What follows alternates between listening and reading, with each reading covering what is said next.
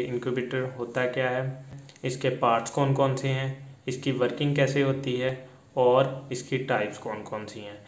Incubator एक ऐसी machine है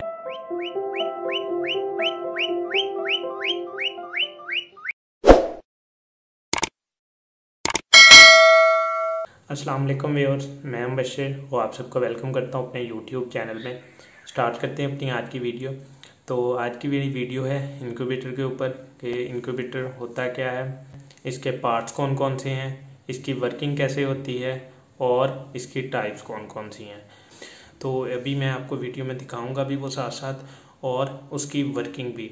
अगर आपका भी कोई भी क्वेश्चन है इंक्यूबेटर के ऊपर या कोई भी आप गाइडेंस लेना चाहते हैं तो आज की वीडियो एंड तक देखिएगा, क्योंकि जब आप इंशाल्लाह ये वीडियो पूरी देख लेंगे तो आपका कोई भी क्वेश्चन बाकी नहीं रहेगा। तो चलते हैं अपनी बाकी वीडियो की जानिब। सबसे पहले इंक्यूबेटर क्या है। इंक्यूबेटर एक ऐसी मशीन है जिसमें हम आर्टिफिशली मसनूई तरीके के साथ टेम्परेचर को मेंटेन रख के और टेम्परेचर क्रिएट करके हम एग में से चिक्स हैच करवाते हैं, यानी अंडों में से बच्चे निकलवाते हैं। तो अंडे मुर्गी के भी हो सकते हैं, किसी और परिंदे के भी हो सकते हैं, ठीक है, जैसे राह वगैरह, ठीक है, रिंगनेक, ये सब लव बर्ड्स, इनके एग भी हैच हो जाते हैं इंक्यूबेटर के में।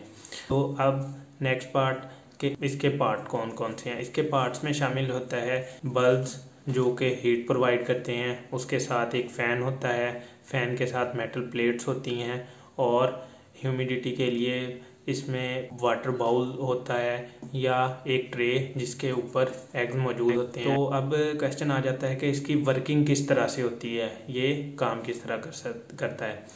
तो इसकी वर्किंग इस तरह से होती है कि जितने भी पार्ट्स मैंने आपको बताए हैं जिनमें बल्ब शामिल हैं, बल्ब के साथ फ़ैन शामिल है और फ़ैन मेटल प्लेट्स, ठीक है, तो ये सारे एक सीरीज़ में कनेक्ट होते हैं।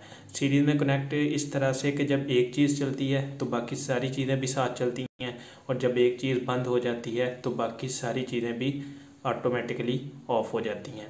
तो अब ये वर्किंग, तो सबसे पहले ये होता है कि जब हम इसका स्विच ऑन करते हैं, जब इसमें एक मौजूद होते हैं तो जो बल्ब इसमें मौजूद होते हैं तो वो बल्ब हीट क्रिएट करना शुरू करते हैं। तो बल्ब हमने इसमें वो लगाने होते हैं जो हीट पैदा करें। हमारा बेसिक कंसर्न इसमें ये होता है कि इसमें हमने हीट पैदा करनी है और हीट मेंटेन रखनी है। तो जिसमें बल्ब ऑन हो जाते हैं इसमें हीट पैदा होना शुरू हो जाती है, इसके साथ फ़ैन वर्किंग स्टार्ट हो जाती है। तो जो इसका फ़ैन होता है वो अंदर की जो हवा है मशीन के वो बाहर फेंकना शुरू करता है और इस तरह अंदर जो है वो ताज़ा हवा मौजूद रहती है। और इसके साथ मौजूद होती हैं मेटल प्लेट्स। जब बल्ब हीट पैदा करना शुरू करते हैं और हीट हमारे रिक्वायर्ड लेवल तक पहुंच जाती है जो कि हमें 37 डिग्री चाहिए होता है, एग को हैच करवाने के लिए टेम्परेचर 37 डिग्री चाहिए होता है। जब उस लेवल तक टेम्परेचर पहुंच जाता है जिसको हमने मॉनिटर करने के लिए इसमें हमने थर्मामीटर लगाया होता है, तो जब इस लेवल तक हीट पहुंच जाती है तो जो मेटल प्लेट्स हैं वो ऑटोमेटिकली इस तरह से वर्किंग करती हैं कि वो सारा सर्किट डिस्कनेक्ट कर देती हैं। मेटल प्लेट्स फैल जाती हैं टेम्परेचर से और वो सारा सर्किट डिस्कनेक्ट कर देती हैं, जिससे सारी चीज़ें, बल्ब्स, फ़ैन, हर चीज़ की वर्किंग जो है वो ऑफ हो जाती है और टेम्परेचर 37 डिग्री पे मेंटेन रहता है, 37 डिग्री से ऊपर नहीं जाता। लेकिन जब टेम्परेचर नीचे की जानिब आना शुरू होता है 37 डिग्री से, तो जैसे ही वो टेम्परेचर नीचे आता है तो ऑटोमेटिकली जो मेटल प्लेट्स हैं वो अपनी इनिशियल कंडीशन, जो नॉर्मल कंडीशन है, उस पर आ जाती हैं। और जैसे ही वो अपनी नॉर्मल कंडीशन पे आती हैं तो उसके साथ ही सर्किट सारा दोबारा कनेक्ट हो जाता है और हर चीज़ दोबारा वर्किंग कंडीशन में आ जाता है कि टेम्परेचर को दोबारा उतना ही मेंटेन रखा जाए।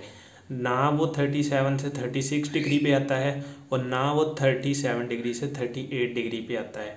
तो इसकी सेटिंग कुछ इस तरह से होती है कि हमने जितना भी हमें रिक्वायर्ड टेम्परेचर है हम उतना सेट कर लेते हैं और ना इससे टेम्परेचर इंक्रीज़ होता है ना टेम्परेचर डिक्रीज़ होता है।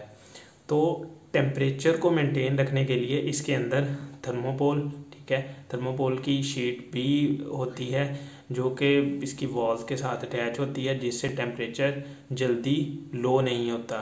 इसकी रीज़न क्या है, क्योंकि जब बल्ब वगैरह ऑफ होते हैं तो टेम्परेचर आहिस्ता आहिस्ता डाउन होना शुरू हो जाता है, लेकिन अगर थर्मोकोल की शीट्स के अंदर इंस्टॉल हैं तो उससे टेम्परेचर जल्दी नहीं डाउन आता और मशीन ज़्यादा देर के लिए भी ऑफ रह सकती है और जो है इलेक्ट्रिसिटी का लॉस वो भी कम होता है।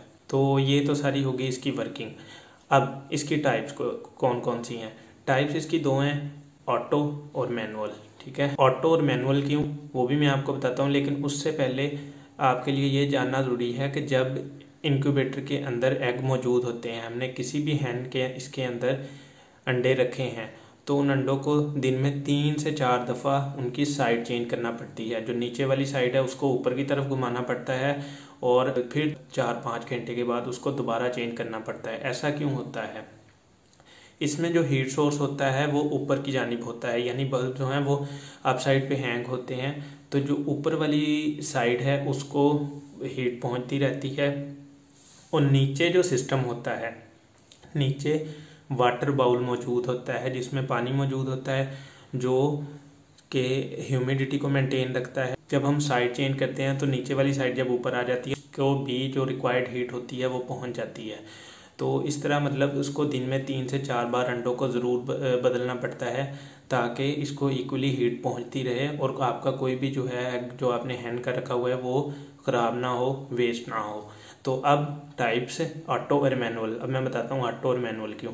तो ऑटो जो होता है उसमें ये सिस्टम होता है कि उसकी ट्रे इस तरह की होती है कि जब हम उस पर एग्स रखते हैं तो वो ट्रे जो रिक्वायर्ड टाइम हमने उसमें एडजस्ट किया होता है उसके बाद ऑटो रोटेट हो जाती है। मतलब अगर एक साइड नीचे की जानिब है तो वो ऊपर की जानिब हो जाती है, तो ये एक ऑटो सिस्टम हो जाता है, मतलब हमें चेंज नहीं करना पड़ता खुद से।